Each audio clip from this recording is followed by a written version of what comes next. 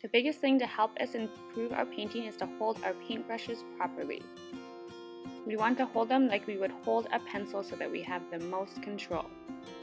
We do not want to hold them near the end or with all our fingers circling around it.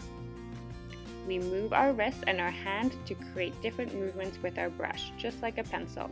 Now let's look at the different kinds of brushes we have. First, we have flat brushes. They are flat across the top, so they have a straight line. And then we have round brushes, which are round across the top, so they're like a circle. They create different effects on how we use them. Let's look at the difference between flat and round brushes and also how we can use them. The first way we can change how we use them is by how much pressure we push as we do our painting. The more pressure we put, the wider our brush will spread, and then the less pressure we put, the thinner it will be. We can change the amount of pressure more with a round brush to make the hair on the brush go wider. Our next way to use our brushes is to blend our colors. With a flat brush, we put them beside each other and we're able to blend them nice and smooth. With a round brush, we're still able to blend colors, but we get more of a textured look. Our next technique will use quick, short brush strokes, flicking the paintbrush.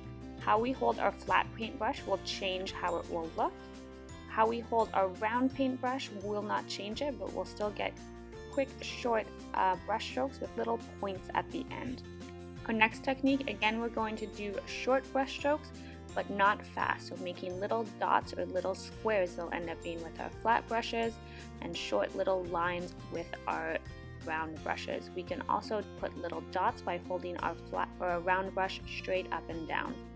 Our last technique is actually with a different kind of brush called a fan brush, and again, how we hold it and how we move it will change the effect we get. Just like our other tools, how we hold it, how hard we press, and how we move it will change the techniques.